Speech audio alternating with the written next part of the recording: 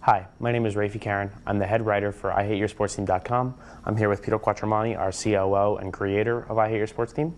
So Peter, how are you doing today? I'm doing well, Rafie. How are you? I'm doing all right. So we're here today to talk about the Patriots, the 2014 offseason. And my first question to you, Peter, are the Patriots in win-now mode? You know, with the free agents that they picked up recently, it certainly leads us to ask that question. And I really don't think so. I think that any team that's in the playoffs and searching for that ring finds itself in a window. And when you're in that window, you're going to try to take an opportunity. You're trying to take advantage of everything you can possibly do. I think the Seahawks are doing that right now. I think the 49ers are doing that right now. I think the Peyton Manning and the Broncos are doing that right now. I think these four teams are fighting for that ring this year. And even though that the NFC West teams have a quarterback and will have a quarterback for a long time still. And defense. And defense for a long time still. They still are in a win-now mode. Absolutely. I think 49ers have been to 3 consecutive NFC Championship games. They're really desperately looking for that ring. So you look at the Patriots, they're making moves, but they have to make moves. And I think also last season showed that this team has a lot of areas of weakness. Can be confident. If there's an area that Patriots fans can be confident in, it's quarterback and running back. I think running back depth, you have Shane Vereen, you have Stephen Ridley, and Brandon Bolden. They can be very confident with your depth at that position. But other than that, there's a lot of areas of weakness. Wide receiver, constant area of concern last year. Tight end, Gronk's health has been a serious problem. Defensive tackle and defensive end, if Wilfork's not going to be there next year, or this year even, you're going to have serious concerns in that position. Cornerback, we have some strength now at that position, but nonetheless, you always need cornerback depth. And linebacker core with Brendan Spikes gone and Gerard Mayer just coming off an injury, you still have to be concerned about filling depth at that position. Absolutely. So there are a lot of areas, a lot of holes, a lot of areas of concern, and I think the Patriots are taking advantage of that opportunity and making some important moves in order to have success. So Peter, you mentioned that you don't believe that the Patriots are in win-now mode. Yes. They're filling holes that need to be filled, as any team does in free agency. That being said, the Patriots have never been ones to spend big money on big names in free agency. Mm-hmm. They have recently brought in the biggest name in free agency, which utterly breaks my heart, Darrelle Revis. No, I'm not really that sorry. No. Darrelle Revis, number 24, formerly of the New York Jets, formerly of the Tampa Bay Buccaneers, has signed a 1-year, $12 million contract with the New England Patriots that has the ability to be a 2-year deal upwards of $25 million, which the Patriots will opt out of, as anyone would. Now, on that note, they also brought in Brandon Browner. Former quarterback of Seattle, was suspended for the first 4 games of this year. Mm-hmm. Now, as everyone knows, the Patriots really do believe in the Patriot Way. Now, that Patriot Way, I'm sure, can be better explained by a New Englander, but to an onlooker, the Patriot Way is this. We will build our team from within. We build through the draft, we sign cheap, we sign effective free agents, and we bring them in, and they become part of the Patriot Way.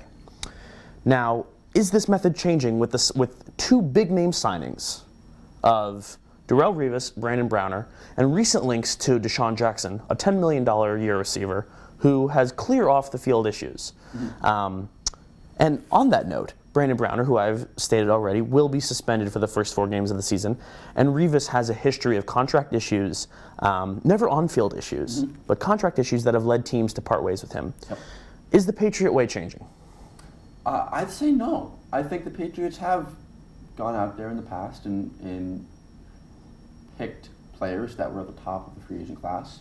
A player like Adelius Thomas comes to mind, and he was signed for a 5-year, $35 million contract with $20 million guaranteed. And that's back in 2007 when the salary cap was much lower than it is right now. I think it was about $110 million.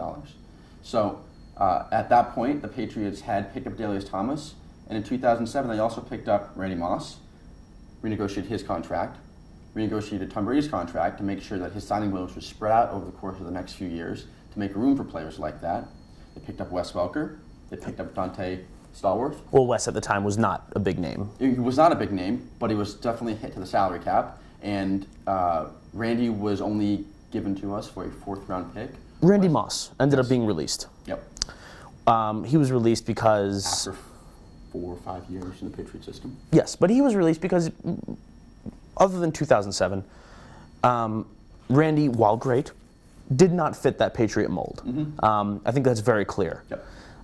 West did, but Randy Moss did not fit that Patriot mold. And I don't know if Brandon Browner or Darrelle Revis fit that mold either. They are much looser players, evidently, based on their off-the-field issues. So it is clear that the Patriots have brought in questionable free agents before with character issues, as can be seen with Ocho Cinco and Albert Hainsworth. So perhaps this Patriot way isn't changing, but giving them big contracts, is that changing it a bit? To me, that's the biggest difference. I think that the Patriots have brought in questionable character, flawed personalities into their system, but they've brought them in at low market value and taken the opportunity to sign big talent players, bring them into their system, and try to achieve success with them. But is $12 million for Revis a low market value? That's the difference. The issue isn't market value, it's that he will be, at that price, the highest paid player on the team. Yes. Higher than Will Fork, who still needs a contract. Who will be released, or has requested his release. Requested his release.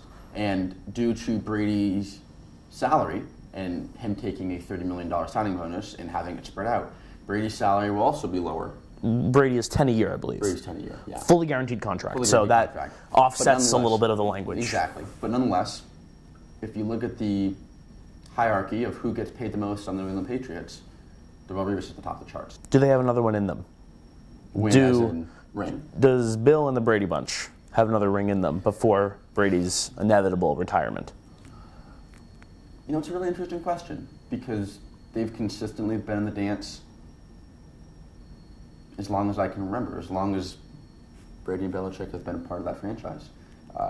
They've had 2 non-playoff years in 14, which is fantastic. And I think when you get to the dance, you have a really strong chance of being able to play it out. I think they have the experience to do it. You know, it's really hard and heartbreaking to see them come so close and fail, especially recently. To be honest, I think they have a very strong opportunity to. I think they have 4 more chances, if that's the number of years you got left with Brady. They've been to 3 consecutive AFC title games. They've been to a Super Bowl in the last 3 years. There are a lot of good teams. Denver, San Francisco, Seattle.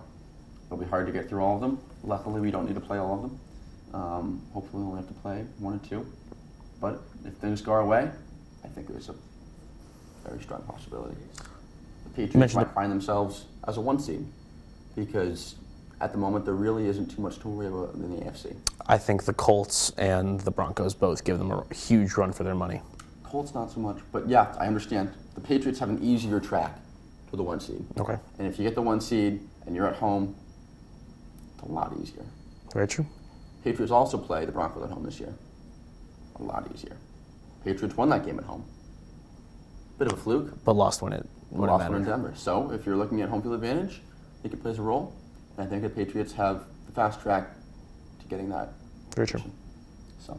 Okay. That was a brief talk with Peter Quatromani, our COO. Once again, I'm Rafie Karen, the head sports writer for IHateYourSportsTeam.com. And next time we'll be talking the Jet Way. Thank you very much.